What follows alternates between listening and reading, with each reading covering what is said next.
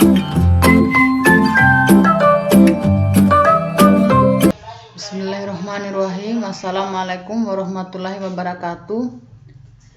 Nama Faina, NIM A1H1200082. Di sini saya akan memaparkan materi tentang pengantar pendidikan bab 5 sampai bab 9. Bab 5. Pengertian, fungsi dan jenis pendidikan. A. Pengertian dan fungsi lingkungan pendidikan. Menurut Sartain atau ahli psikologi Amerika, yang dimaksud dengan lingkungan meliputi kondisi dan alam dunia ini yang dengan cara-cara tertentu mempengaruhi tingkah laku kita, pertumbuhan, perkembangan, atau life processes. Meskipun lingkungan tidak bertanggung jawab kedewasaan anak didik, namun merupakan faktor yang sangat menentukan, yaitu pengaruhnya yang sangat besar terhadap anak didik. B. Tripusat pendidikan. 1. Keluarga. Keluarga merupakan lembaga pendidikan tertua, bersifat informal, yang pertama dan utama dialami oleh anak, serta pendidikan yang bersifat kodrat. Orang tua bertanggung jawab memelihara, merawat, melindungi anak agar lebih baik. 2. Sekolah. Sekolah bertanggung jawab atas pendidikan anak-anak selama mereka diserahkan kepadanya. 3. Masyarakat. Dalam konteks pendidikan, masyarakat merupakan lingkungan keluarga dan sekolah pendidikan yang dialami. C. Pengaruh timbal balik antar tripusat pendidikan terhadap perkembangan peserta didik. Setiap pusat pendidikan dapat berpeluang memberikan kontribusi yang besar dalam ketiga kegiatan pendidikan, yakni 1. Pembimbingan dalam upaya pemantapan pribadi yang berbudaya. 2. Pengajaran dalam upaya penguasaan pengetahuan. 3. Pelatihan dalam upaya pemahiran keterampilan. Bab 6. Aliran-aliran pendidikan. A. Aliran klasik dan gerakan baru dalam pendidikan. 1. Aliran-aliran klasik dalam pendidikan dan pengaruhnya terhadap pemikiran pendidikan di Indonesia. A. Aliran empirisme. 2. Aliran nativisme.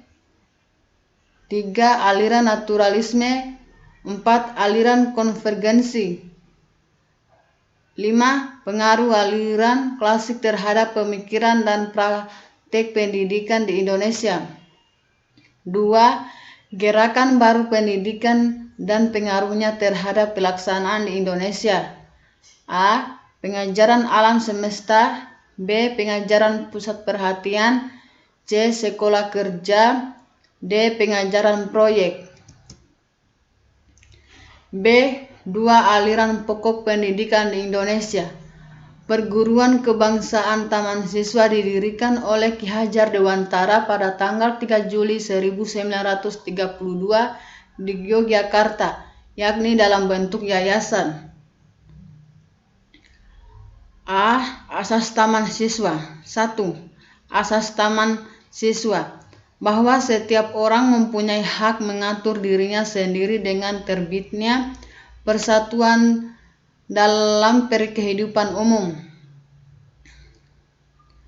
2. Bahwa pengajaran harus memberi pengetahuan yang berfaedah dalam arti lahir dan batin, dapat memerdekakan sendiri.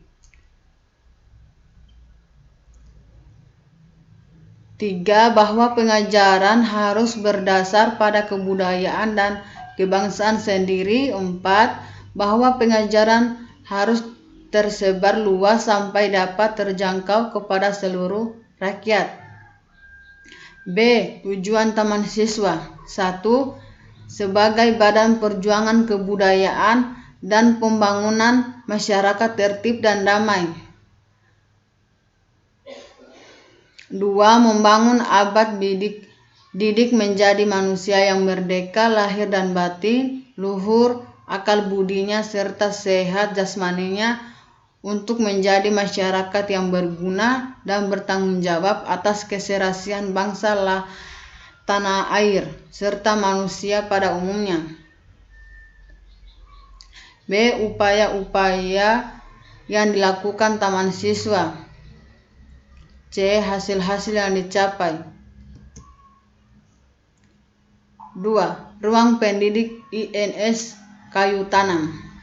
Ruang pendidik INS atau Indonesia Nederlandse School didirikan oleh Muhammad Jafei pada tanggal 31 Oktober tahun 1926 di Kayu Tanam atau Sumatera Barat. A. Asas dan tujuan ruang pendidik INS Kayu Tanam. Pada awal didirikan, ruang pendidik INS mempunyai asas-asas sebagai berikut. 1. Berpikir logis dan rasional. 2. Keaktifan atau kegiatan. 3. Pendidikan masyarakat. 4. Memperhatikan pembawaan anak. 5. Menentang intelektualisme. Tujuan ruang pendidik INS Kayu Tanam adalah 1. Mendidik rakyat ke arah kemerdekaan. 2. Memberi kemerdekaan yang sesuai dengan kebutuhan masyarakat. 3. Mendidik para pemuda agar berguna untuk masyarakat. 4. Menanamkan kepercayaan terhadap diri sendiri dan berani bertanggung jawab. 5. Mengusahakan mandiri dalam pembiayaan. B. Upaya-upaya ruang pendidik INS Kayu Tanam. C. Hasil-hasil yang dicapai di ruang pendidik INS Kayu Tanam.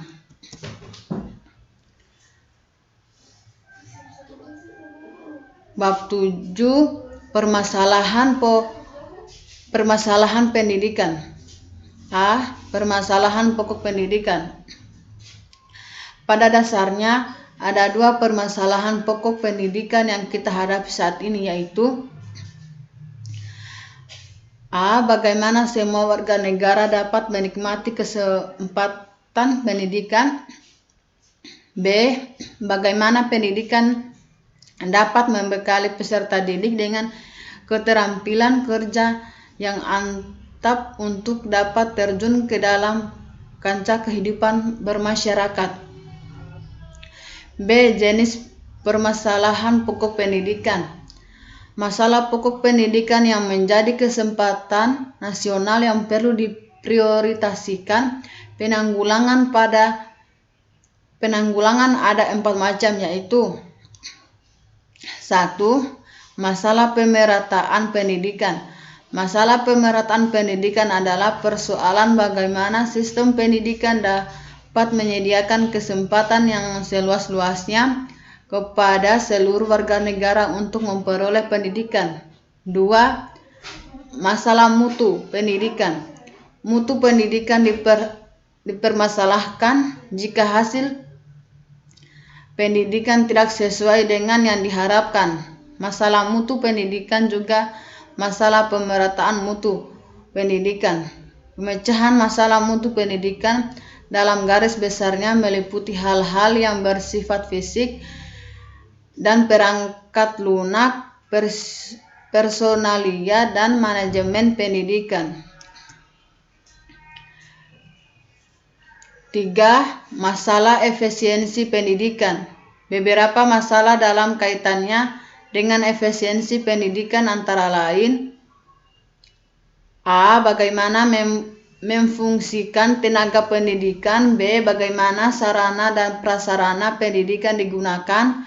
C. Bagaimana pendidikan diselenggarakan. D. Masalah efisiensi dalam memfungsikan tenaga. 4. Aspirasi masyarakat.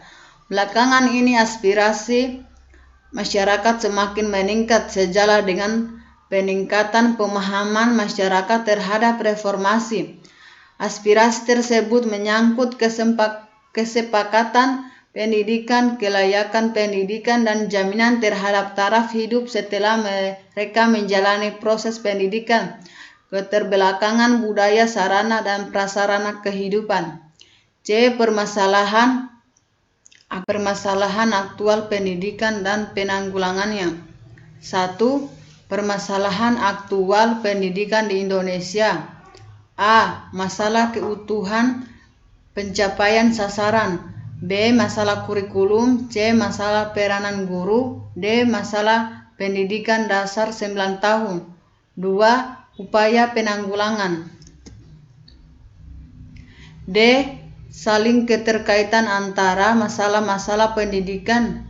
Ada 2 faktor penghambat perbaikan mutu pendidikan, yaitu gerakan peluasan pendidikan untuk melayani pemerataan kesempatan pendidikan bagi rakyat banyak memerlukan penghimpunan dan pengarahan dana dan daya. Faktor kedua, kondisi satuan-satuan pendidikan pada saat demikian mempersulit upaya peningkatan mutu karena jumlah dalam kelas terlalu banyak.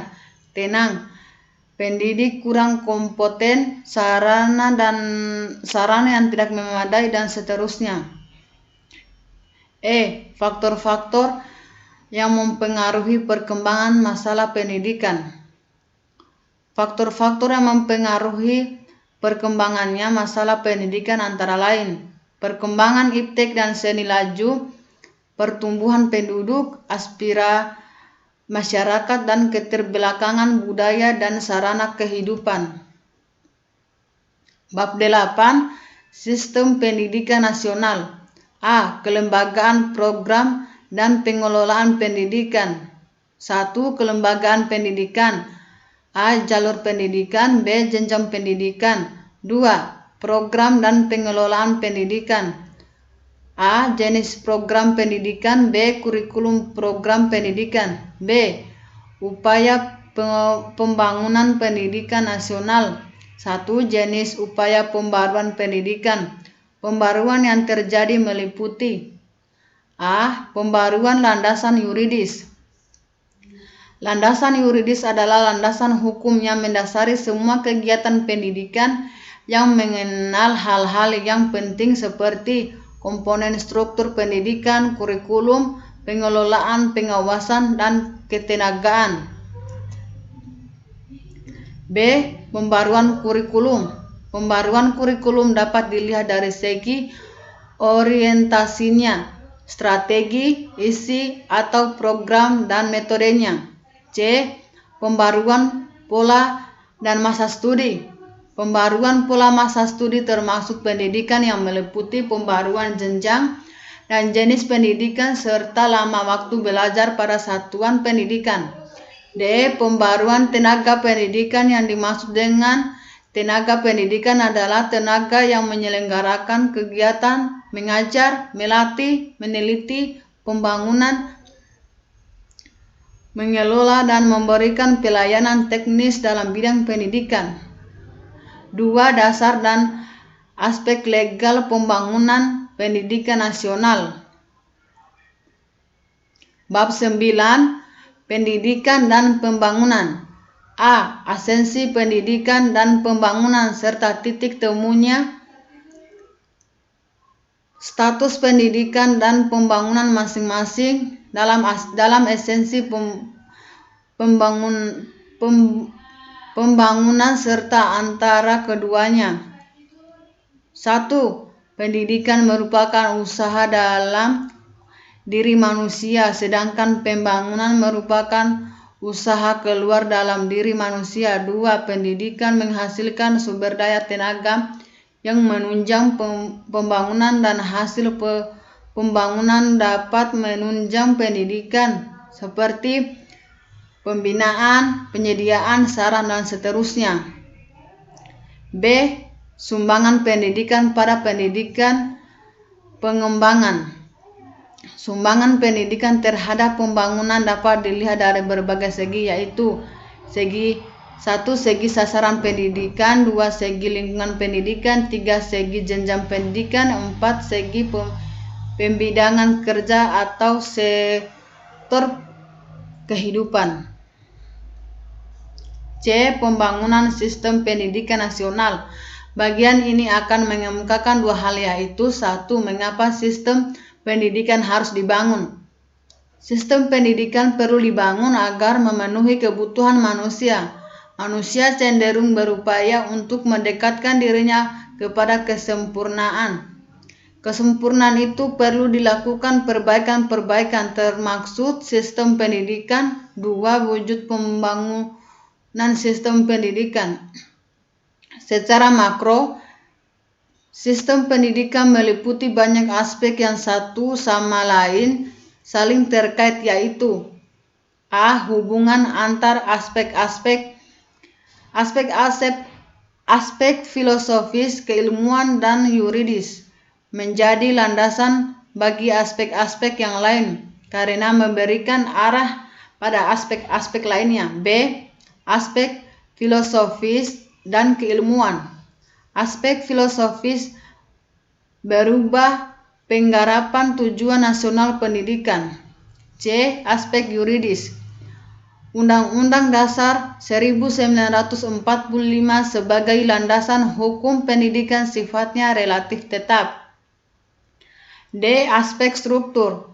Aspek struktur pembangunan sistem pendidikan berperan pada upaya pembenahan struktur pembangunan pendidikan yang mencakup jenjang dan jenis pendidikan, lama waktu belajar, dan jenjang yang satu ke jenjang yang lainnya sebagai akibat dari pembangunan sosial, budaya, dan politik.